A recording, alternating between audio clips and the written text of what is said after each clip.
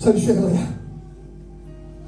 Ils étaient plus vaillants les 600 brebis que les 600 soldats. Ils remportaient plus de victoires avec les 600 brebis qu'avec les 600 soldats. Alors il voit que ça sert à rien, puis là il regarde son armure. Et écoutez ce qui se passe, parce que quand Dieu parle dans nos cœurs, il nous ramène à la réalité. Il nous ramène à la réalité. Et puis David va comprendre une chose merveilleuse. Il va comprendre, frère, que son armure, son titre, sa responsabilité, son chef d'armée, ne lui sert à plus rien du tout. Il se souvient, tu sais de quoi? Mais quand j'étais berger, j'avais pas ces 600 soldats. Quand j'étais berger, j'avais pas d'armure. Quand j'étais berger, j'avais pas de bouclier et j'avais pas d'épée. Mais pourtant, quand le lion est venu, je l'ai terrassé. Quand l'ours est venu, je l'ai terrassé. Quand Goliath s'est proposé, je l'ai terrassé, je lui ai tranché la tête. Et il va comprendre une chose, c'est bon. La Bible dit, il va se désarmer. Il va enlever cette armure, il va enlever le pectoral, il va jeter le bouclier, il va jeter l'épée. Et vous savez ce qui reste en dessous? Et la petite robe de berger. Amen. Et puis là, quand il va enlever l'armure, il va voir la petite tache de larmes. Alors c'est ma pensée, bien sûr, mais j'en suis sûr que David a pleuré de joie quand il louait Dieu. Il voit cette petite tache de larmes. Là, ça c'était quand j'étais dans la montagne. Et puis que je me suis mis à genoux, j'ai consulté Dieu, comment que j'étais béni. Et puis là, à un moment donné, il va voir des marques sur les genoux. C'est des marques de terre. C'est des marques de boue. Là, il va se souvenir, il va dire là, c'est quand j'ai resté pendant des heures à genoux pour consulter l'Éternel. Et puis à ce moment-là, l'ours est venu, je l'ai terrassé, le lion est venu, je l'ai terrassé, Goliath est venu, je l'ai terrassé. Et il a compris que pour se sortir de la situation, pour se sortir de ce problème, pour se sortir de ce que l'ennemi est venu tout détruire, il fallait faire une chose, il fallait se dépouiller et aller consulter l'Éternel et écouter ce que la parole de Dieu dit. David fut dans une grande angoisse, car le peuple parlait de le lapider, car tous avaient de l'amertume contre lui, à cause de ses filles, à cause de leurs filles et de leurs fils. Mais David, écoutez ce mot, je voudrais que vous l'écoutez tous. Mais David, il reprit courage. Comment? Avec une armure? Avec une épée? Non. Comment il reprit courage? Il va voir son père? Non. Alors comment? Il reprit courage en s'appuyant sur l'Éternel. Il reprit courage en s'appuyant sur l'Éternel. Excuse-moi, mais je laisse parler mon cœur. Tu es découragé et abattu. Tu as les mains baissées. Le problème est trop lourd. Ton angoisse est trop profonde. Ton inquiétude est trop grande. Excuse-moi, mon frère. Peut-être que ton deuil est trop grand. Et tu es découragé. Tu ne sais plus comment te relever. Mais j'ai un mot de Dieu pour toi. David reprit courage en s'appuyant sur l'Éternel. Appuie-toi sur l'Éternel. C'est ta sortie de secours. Avant le désastre, c'est ta sortie de secours. Et il reprit courage et il consulta l'Éternel. Et Seigneur, je voudrais avancer vite avec vous. J'ai encore quelques points à vous apporter. Je vais vous garder le moins possible. Et là, il va consulter l'Éternel. Il va se retirer. Il est bon de fois de se retirer pour consulter Dieu. Il va dire cela. Éternel, poursuivrai-je cette troupe? Un grand problème comme ça? Et il pose une question à Dieu. Mais si c'est moi, je prie pendant des heures. Si c'est moi, je jeûne pendant des heures. Il le savait, lui, qu'il ne faut pas beaucoup. Parce que c'est de l'abondance du cœur que la bouche parle. Il le savait. Et dit, Éternel, poursuivrai-je cette troupe? Une question pour Dieu. Et vous savez comment que Dieu lui répond? Par 3 réponses. Une question pour 3 réponses. Ça vaut le coup, hein? Si aujourd'hui je donne 100 € à Tom et lui me donne 300 € au retour, je fais le deal tout de suite. Une question pour 3 réponses. Éternel, poursuivrai-je cette troupe? Et écoutez ce que Dieu dit avec ces 3 réponses. Poursuis. Dans le mot poursuivre, ça veut dire ne t'arrête pas. Ne te décourage pas. Ne baisse baisse pas les bras.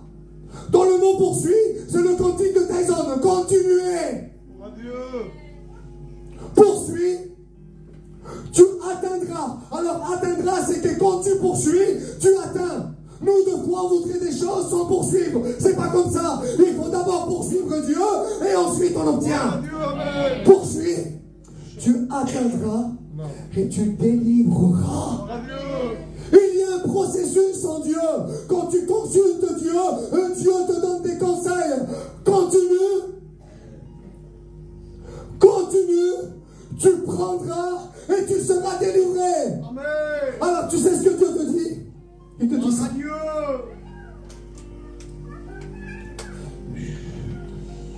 Je me sens libre. Amen. Tu as le droit de ne pas lever ta main. Mais si tu es avec moi dans le message, saisis l'occasion. Que ceux qui passent par les larmes lèvent leurs mains.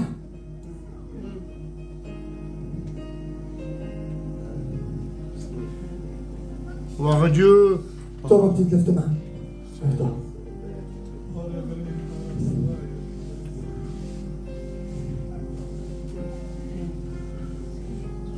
Aujourd'hui, c'est celui qui avoue et délaisse obtient miséricorde. Tu veux avoir la victoire ce soir? C'est pas devant moi, c'est devant Dieu. Que celui qui est angoissé lève sa main. Qu'il y a des angoisses. Tu reçois un poids sur ta poitrine. Dieu te voit.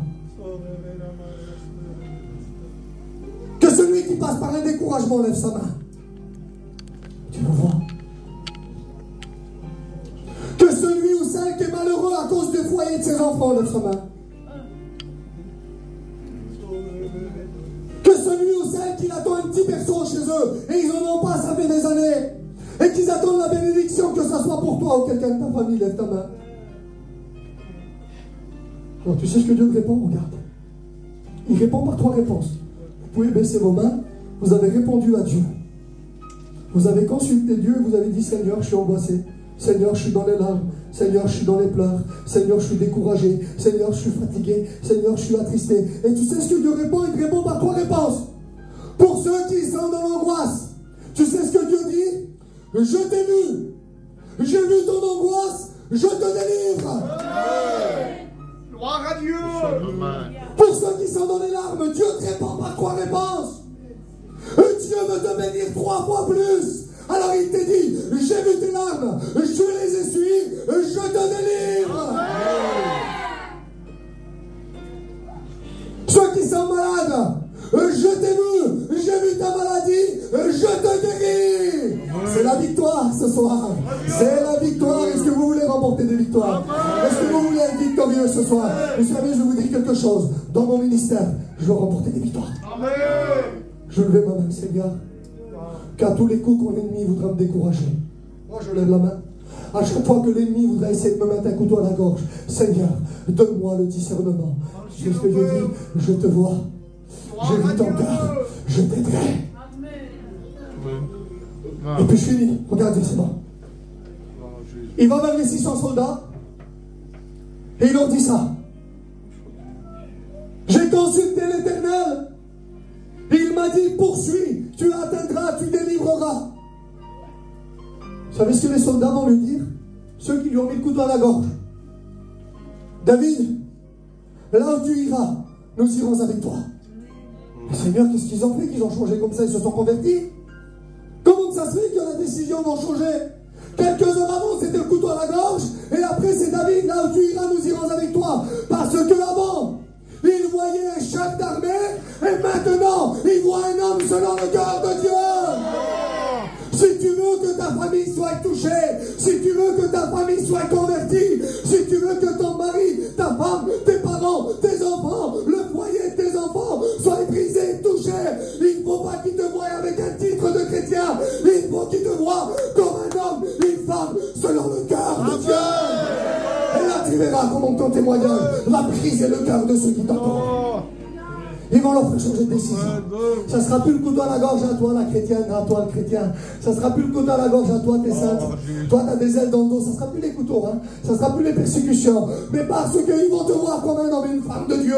Un homme et une femme de prière. Un homme et une femme qui loue et adore Dieu. Alors là, il se convertira. Parce que ton témoignage a une grande puissance. Alors vous savez ce qu'ils vont faire? Ils vont avancer. Ils vont avancer. Est-ce que je suis trop lent pour vous? Un peu quand même. Vous êtes avec moi?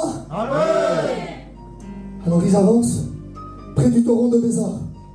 Et quand ils arrivent près du torrent de Bézar, la Bible nous dit qu'il avance avec les 600 soldats, avec des bagages sur le dos. Ils avaient plein de bagages. Mais quand ils arrivent près du torrent, et la Bible nous dit que 200 soldats vont aller chez David et vont lui dire: David, on est fatigué. Les bagages sont trop lourds. On ne peut pas passer de l'autre côté du torrent. Mais pourtant, les 200 soldats, il y a leurs femmes, il y a leurs enfants, il y a tout ce que l'ennemi est venu leur récupérer. Pourquoi qu'ils ne veulent pas passer de l'autre côté? Ils auraient pu abandonner les bagages pour passer à aller se prendre ce que l'ennemi leur a pris. Mais il y a trop de personnes qui ne veulent pas se débarrasser des bagages pour aller prendre ce que l'ennemi leur a pris. Et puis là, les bagages les a fatigués, puis ils vont se mettre de côté. Et je monte pardon. Ils vont s'asseoir et vont dire: David, je peux plus avancer, David, le bagage il est trop lourd. Il m'a directement écrasé l'épaule, le bagage. Vous savez ce que David va dire? Il va dire: c'est pas grave. Restez près du torrent. Et moi, avec les 400 soldats, on va aller combattre. On va aller chercher ce que l'ennemi nous a pris. Je voudrais te dire que même si tu es fatigué par les bagages du monde, même si tu es fatigué parce que le monde a donné un bagage, et dans ton bagage, il t'a mis plein de choses. Il t'a mis une faiblesse, un découragement, des larmes, une tristesse, une angoisse, une maladie. Et parce qu'il t'a découragé, parce qu'il t'a affaibli, parce qu'un bagage est sur ton épaule et tu ne peux plus aller remporter ta victoire. Tu sais ce que la Bible dit? Exode 14:14. Quand tu ne pourras plus combattre, l'Éternel combattra pour toi. C'est pas grave si tu es fatigué. C'est pas grave si tu as les mains baissées. C'est pas grave si tu ne peux plus combattre parce que les épreuves t'ont fait du mal. C'est pas grave. C'est pas grave si tu ne peux plus prier ça. C'est pas grave si tu ne peux plus avancer parce que le bagage t'a écrasé, parce que le bagage t'a rabaissé. C'est pas grave. Je connais un Dieu qui est parti combattre pour apporter ce que l'ennemi t'a pris. Il combat pour toi. Il combat pour toi. En cet instant-là, là où tu es assis, tu sais ce que Dieu est en train de faire? Pendant que toi tu m'écoutes, Dieu a été livré bataille. Pendant que toi tu me regardes, Dieu est parti combattre pour toi. Il a été parti combattre pour ton angoisse. Il a été combattre pour tes larmes. Il est parti combattre pour ton découragement. Il est parti combattre pour ta dépression. Il est parti combattre parce que pour dormir il faut des médicaments. Il est parti combattre. Et là, les 400 soldats vont passer de l'autre côté. Et quand ils vont passer de l'autre côté, écoutez ce qui se passe, je fais au plus vite. Ils vont trouver un Égyptien. Ils vont trouver un Égyptien. À demi-mort. Écoutez, frère, important. Un Égyptien à demi-mort. Et là, David va le voir, on va dire: amenez-moi cet Égyptien. Ils vont le soulever, les serviteurs de David vont le soulever. Et ils vont l'apporter devant David. Et là, David va lui dire: qui es-tu? Et d'où viens-tu? Et dit: je suis un Égyptien. Et j'étais sous le service d'un homme amalécite. J'étais un homme sous le service d'un amalécite. Mais écoutez ce que David va faire d'abord. On va lui apporter l'Égyptien. Mais avant de lui poser cette question: qui es-tu? D'où viens-tu? Vous savez ce que David va faire? Il va analyser son état. Il va analyser son état. Et quand il va analyser son état, ils vont lui apporter du pain, ils vont lui apporter de l'eau, et ils vont lui donner des grappes, des masses de figues pour qu'il prenne, parce que les figues c'est la vitamine. Des raisins secs c'est la vitamine, parce qu'il a vu qu'il était à demi-mort, il n'avait plus de force. Et puis il lui donne des vitamines, il lui donne à boire, il lui donne à manger. Et la Bible nous dit que quand il mange, quand il boit, les forces lui reviennent. Et quand les forces lui reviennent, David lui demande ça: qui es-tu? Et d'où viens-tu? Et dit: j'étais sous le service d'un homme amalécite. Écoutez ce qu'il va dire. Amen. Un peu plus doucement, juste bien. On a fait une invasion dans le Midi à Tsiglag. Il est en train de parler de la ville de David là. Il est en train de parler de tout le problème de David. On est parti là-bas à Tsiglag. On a détruit la ville. On a brûlé la ville. On a récupéré les femmes et les enfants. enfants, on a tout récupéré et on s'est mis en route pour partir. Et quand mon maître m'a dit que j'étais malade, il m'a abandonné. Mais Seigneur, David se trouve en face de celui qui lui a fait tout ce mal. Tu sais ce que j'aurais fait, mon frère? Si un homme m'a fait autant de mal, et puis que la situation est grave, comme David avait l'habitude de couper la tête de Goliath, et qu'il a déjà coupé la tête de Goliath, j'aurais pris l'épée et je lui aurais coupé la tête. Ah oui. Si David, à ce moment-là, c'était un chef d'armée, il aurait pris l'épée, il lui aurait coupé la tête, parce que c'est lui qui a fait le désastre dans sa ville. Mais à ce moment-là, David, c'est pas l'homme guerrier. Là, c'est David, l'homme selon le cœur de Dieu. Et un homme selon le cœur de Dieu, une femme selon le cœur de Dieu. Même si on nous fait du mal, on peut être ceux qui disent « Je te pardonne ». J'oublie ce que tu me fais. Soyons des hommes et des femmes selon le cœur de Dieu, qui sait pardonner, qui sait oublier et qui sait enlever la haine de son cœur. Alors là, David va dire ça. Peux-tu m'emmener chez cette troupe et que je vais t'emmener chez eux? Mais promets-moi que quand tu feras ce que tu as à faire, tu me reprendras avec toi. Il dit ok. Alors le deal passe. Et puis là, ils avancent. Ils allons. Et pendant que eux, ils allons vers les Amalécites, vous savez ce que les ennemis font, les Amalécites? Ils sont en fête, frère. Ils sont en fête. Ils sont en train de faire la fête. Ils sont en train de sauter, ils sont en train de danser, ils sont en train de se réjouir. Et vous savez ce qu'il dit? On a détruit David. On a détruit sa ville. On lui a fait du mal. On a pris les femmes, on a pris les enfants, on a pris la paix, on a détruit David. Et puis là, les ennemis sont en train de se réjouir. Ah ben, je voudrais te dire que peut-être que l'ennemi est en train de se réjouir à ton sujet. Peut-être que l'ennemi est en train de faire la fête. Il est en train de faire la fête parce que tu pries plus. Il est en train de faire la fête parce que tu pleures. Il est en train de faire la fête parce que tu es dans la tristesse, l'angoisse, le découragement. Il est en train de faire la fête parce que tu es dans la dépression. Il est en train de faire la fête parce qu'il t'a pris de ce que tu avais le plus cher. L'ennemi est en train de te faire la fête. Mais tu sais ce que je vais dire à l'ennemi? Oh, hé! Amalécites, calmez-vous, hein! Vous êtes en train de faire la fête, mais vous ne savez pas qui est en train de venir chez vous, hein? Arrêtez de danser un peu. Parce que là, vous dansez, mais tout à l'heure, vous allez pleurer. Arrêtez un peu de danser, arrêtez de sauter. Et tu sais ce que je voudrais dire à l'ennemi? Satan, arrête de te réjouir, hein? Parce que tu sais pas qui est en train d'arriver pour te faire remporter la victoire. Et Dieu se déplace et il fait remporter la victoire. Et là, David va arriver. Et quand David va arriver, il va détruire les Amalécites. Il va leur faire du mal, il va leur faire du mal, il va les tuer. La Bible dit qu'il va récupérer tout. Il va tout récupérer. Et quand il va récupérer les femmes, les enfants, il va tout récupérer. Il va se mettre en route. Et quand il va se mettre en route, il va aller direction les 200 soldats qui étaient fatigués. Seigneur, j'ai fini. Ça y est, j'ai fini. Direction les 200 soldats. Mais vous savez ce qui plaît dans l'armée de David? Parce que David, dans son équipe, il n'avait pas que des combattants. David, dans son équipe, il n'avait pas que des pasteurs, pas que des enseignants, pas que des diacres. David, dans son armée, quand il remportait une victoire, il avait l'habitude de faire quelque chose.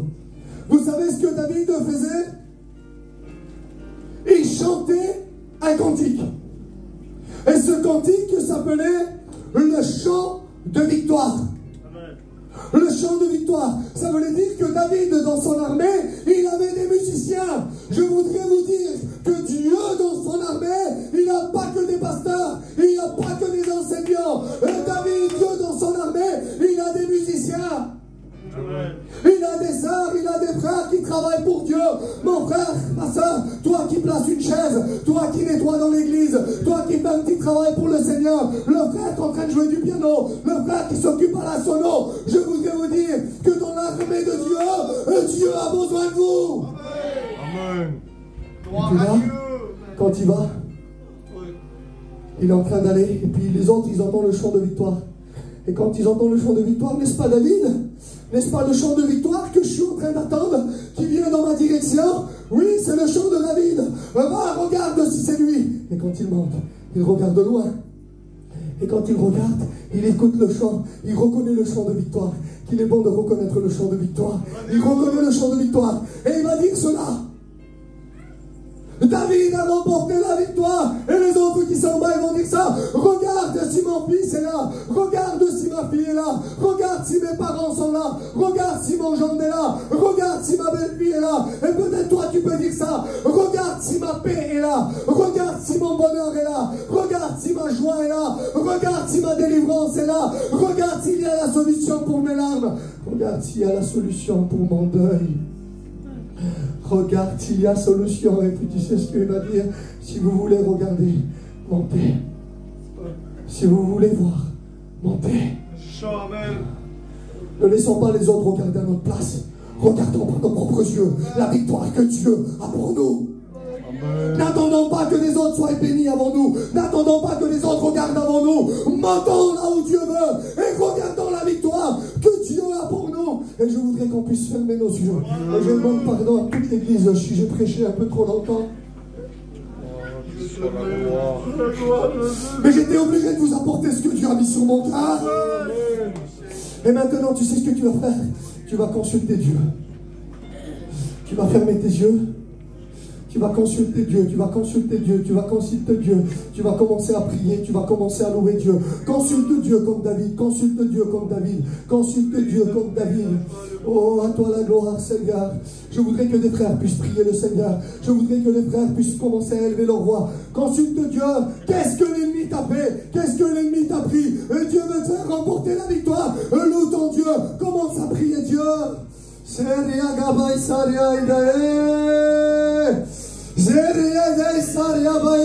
Qui est celui ou celle qui veut remporter sa victoire ce soir?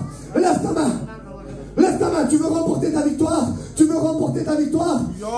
Oui, sur ton angoisse, sur ta tristesse, sur ton deuil, sur tes larmes, sur ton découragement, sur ta faiblesse, sur ce que l'ennemi t'a dit, sur ce que l'ennemi t'a fait. Lève ta main, remporte ta victoire. Lève ta main, remporte ta victoire.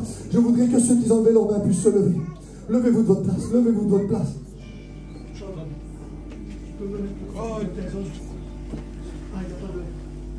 Commence à prier Dieu.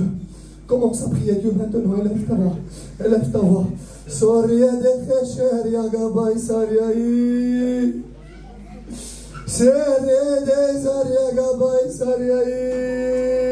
Par la gloire de Jésus. Dieu ne t'a pas oublié. Dieu ne t'a pas oublié. Dieu ne t'a pas oublié. Écoute, Dieu ne t'a pas oublié. Il veut essuyer des larmes. Il veut te bénir. Commence à louer Dieu, commence à louer Dieu, commence à louer Dieu. Si David a remporté la victoire, c'est parce qu'il a consulté Dieu. Aujourd'hui, je voudrais dire, moi je veux remporter aussi une victoire. Alors je me lève. Tu ne voudrais pas remporter ta victoire aussi? Amen. S'il y aurait des personnes qui voudraient remporter la victoire, tu sais laquelle victoire que tu as besoin. Lève-toi de ta place. Dieu me montre qu'il y a encore deux personnes. Lève-toi de ta place, ne doute pas, oui. Toi qui t'es levé, commence à prier, commence à prier, commence à prier. Mes frères, vous ne voulez pas remporter des victoires? Tu n'as pas besoin de remporter une victoire dans ton cœur. Tu n'as pas besoin de remporter une victoire dans ton foyer. Tu n'as pas besoin de remporter une victoire avec ton mari. Tu n'as pas besoin de remporter une victoire avec ta femme. Commence à prier Dieu. Commence à louer Dieu.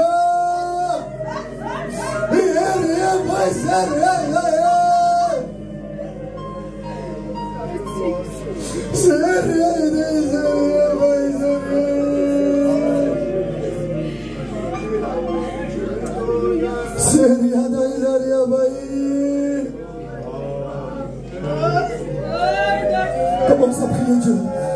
Commence à louer Dieu. Commence. Consulte Dieu pour ta victoire. Consulte Dieu pour ta victoire. Consulte Dieu pour ta victoire. Consulte Dieu pour ta victoire. Écoute, c'est bon. Écoute, c'est bon. Pour toi, il s'est déplacé. Écoute. Dieu est là. Pour toi, il s'est déplacé.